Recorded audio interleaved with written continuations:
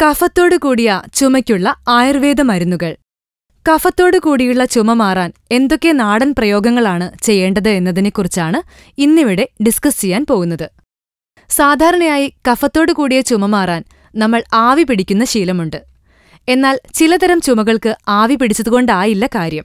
അതിനായി 1-2 നാടൻ മരുന്നുകൾ വീട്ടിൽ തന്നെ ഉണ്ടാക്കാവുന്നത് പറഞ്ഞുതരാം. കാലാവസ്ഥാ വ്യതിയാനമനുസരിച്ച് ഉണ്ടാകുന്ന ഈ ചുമ കഫം പുറത്തു കളയാൻ നല്ലൊരു മാർഗം കൂടിയാണിത്. എന്നാലും പ്രയാസവുമാണ്. ഒന്നാമത്തേത്, ഇതിനായി കുരുമുളക് പൊടി, ജീര പൗഡർ, ചൂടുവെള്ളം എന്നിവയാണ്. ഇനി നമുക്ക് ഇതൊന്നുണ്ടാക്കി നോക്കാം. 1 ഗ്ലാസ് ചൂടുവെള്ളമെടുത്ത് അതിൽ 1/2 ടീസ്പൂൺ ജീരകപ്പൊടി, 1/2 ടീസ്പൂൺ പെപ്പർ പൗഡർ എന്നിവ ചേർക്കുക. നന്നായി ഇളക്കിയതിനു ശേഷം ഇത് കുടിക്കുക. 4 തവണയെങ്കിലും കുടിക്കണം.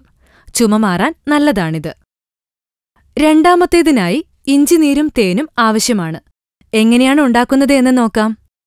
ഇഞ്ചിനീരിൽ 2 സ്പൂൺ തേൻ ചേർത്ത് നന്നായി ഇളക്കുക.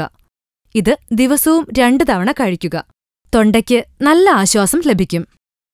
മൂന്നാമത്തെ മരുന്നിനായി വെളുത്തുള്ളി എടുത്ത് നന്നായി ചതച്ചെടുക്കുക. ഇതിലേക്ക് കുറച്ച് വെള്ളമൊഴിച്ച് നന്നായി ഇളക്കുക. ശേഷം അരിച്ചെടുക്കുക. ഈ ജ്യൂസിൽ നിന്നും 1/2 ടീസ്പൂൺ വീതമെടുത്ത് 3 തവണയായി കഴിക്കുക. ചുമയ്ക്ക് നല്ല ആശ്വാസം ലഭിക്കും. ഈ നാടൻ പൊടിക്കൈകൾ പരീക്ഷിക്കൂ, ചുമയെ തടയൂ. കൂടുതൽ ആരോഗ്യവാർത്തകൾക്കായി ഈ ചാനൽ സബ്സ്ക്രൈബ് ചെയ്യാൻ മറക്കില്ലല്ലോ. Health and glow.